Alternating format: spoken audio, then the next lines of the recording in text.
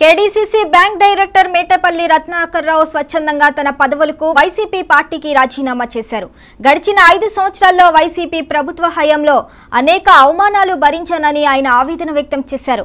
గత 20 సంవత్సరాల నుండి తన జీవిత కాలంలో అనేక సేవా కార్యక్రమాలు చేశానని మోటేపల్లి చెప్పారు.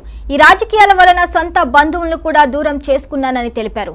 రాజకీయాలకు దూరంగా ఉంటూ తన సన్నిహితులకు బంధువులకు దగ్గరగా ఉండాలని ఈ నిర్ణయం తీసుకున్నట్లు రత్నారావు వెల్లడించారు. నేను 1989 సంవత్సరంలో కీర్తిశేషులు ముంగటి మోహన్ రంగారావు గారి చనిపోయిన తర్వాత జరిగిన ఎన్నికల్లో నేను కాంగ్రెస్ పార్టీకి పనిచేయడం జరిగింది. ఆనాడు శ్రీ బోరగడ్డ వేదవ్యాస గారు ఎమ్మెల్యేగా పొందారు.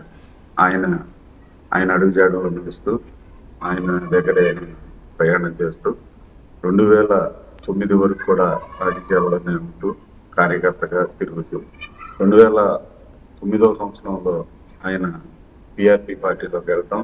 నేను కూడా పిఆర్పి చిరంజీవి గారి మీద అభిమానంతో పిఆర్పిలో చేరటం జరిగింది. ఆయన తర్వాత కొన్ని పరిణామాల్లో పిఆర్పిని కాంగ్రెస్ లో విలీనం చేయటం వల్ల వేదవ్యాస గారు 2014లో వైసీపీ పార్టీ తరఫున పోటీ చేయడం జరిగింది.